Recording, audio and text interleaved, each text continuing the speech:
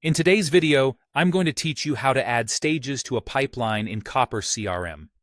Let's get started by opening your preferred web browser and searching for Copper CRM. From the results, head to the official Copper site.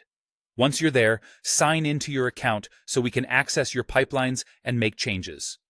After you're signed in, look to the left-hand navigation menu and click the pipelines icon.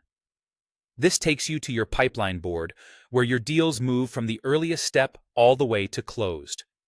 We're going to customize the stages so they match how your team actually sells. Next, find the gear icon on the pipeline screen. Click it, then choose Stages. This opens the stage configuration area for the pipeline you're viewing. Think of this as the control panel, where you can add, rename, and reorder every stage to fit your workflow. To add a new stage, click Add a Stage. Give the stage a clear, action-oriented name that reflects a specific milestone, like qualification, proposal sent, or negotiation. Short, consistent labels make it easier for your team to know exactly when a deal should move forward. If a stage has entry criteria, such as intro call completed, include that in your internal guidelines so everyone uses stages the same way. You can also rename existing stages to better match your process. Renaming is helpful when your terminology evolves or you switch methodologies.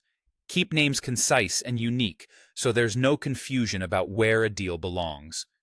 If your team uses abbreviations, make sure they're widely understood.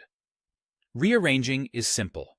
Click and drag stages into the order that reflects your real-world progression. Typically, you'll start with early discovery stages and end with closed outcomes. A clean, left-to-right flow helps your team spot bottlenecks quickly. If you notice too many stages, consider whether some can be merged to keep the process efficient. Finally, set a win probability for each stage. This is a percentage from 0 to 100 that estimates how likely a deal is to close once it's in that stage. These probabilities feed your forecasts and reports, so choose values that reflect your historical performance. Early stages might be lower, mid-pipeline stages increase as commitment grows, and final stages should never hit 100 until a deal is truly closed, 1. You can always refine these numbers later as your data improves. That's it. By adding, renaming, arranging, and assigning probabilities to your stages, you'll have a pipeline that mirrors your actual sales motion and produces more accurate forecasts.